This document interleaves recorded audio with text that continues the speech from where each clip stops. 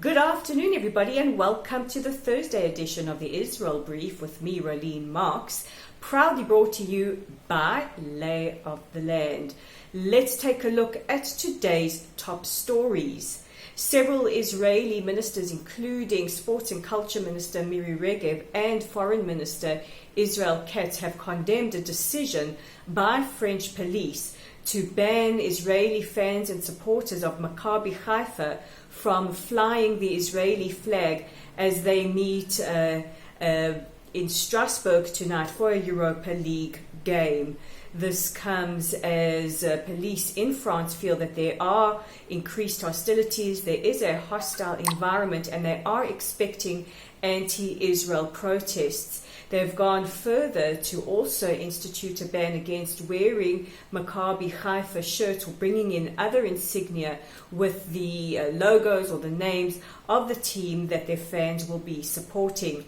In a statement, Miri Regev said that she expects French police to allow Israeli or to protect Israeli fans and players as they would the fans and players of any other country. And Israel's ambassador to France said it's absolutely unacceptable considering that protests that encourage boycotts will be allowed. So we will watch the story, and incidentally, France is not the first country to institute this kind of ban. It has been instituted by Scotland as well.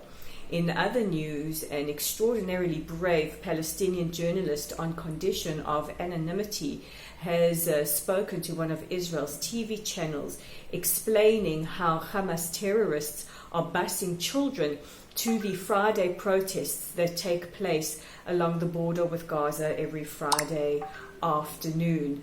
He spoke about how they encourage the children to get as close to the fence as possible, and that the intention of Hamas is to ensure that children are exploited as much as possible, and people think that Israel is purposefully killing Palestinian children. This is quite a brave statement by this journalist, and if you can, check out the story in the Jerusalem Post today and ensure that it is spread as far as possible.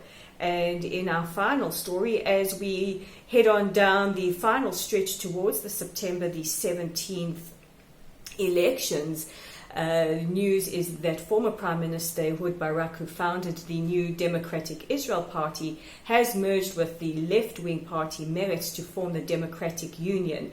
And they will be joined by Labour Party's Stav Shafir, who's a rising star in Israeli politics, who disgruntled with the unwillingness of Labour Party leader Amir Peretz to join this left-wing bloc or to create a major left-wing bloc. She has moved across. So interesting times as we head towards elections indeed.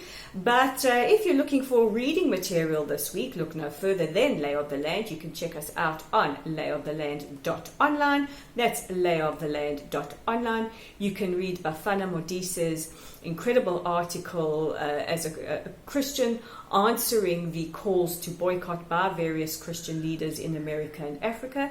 And you can also read the final tribute to musician Johnny Clegg, written by myself, which explores his Jewish roots and his love of Israel. Also, I know you want to know what kind of Shabbat Shalom greeting we will post tomorrow, so I'm not going to spoil it for you, but I am going to ask you to check out our Facebook page at Bloc. Don't forget to like us and follow us.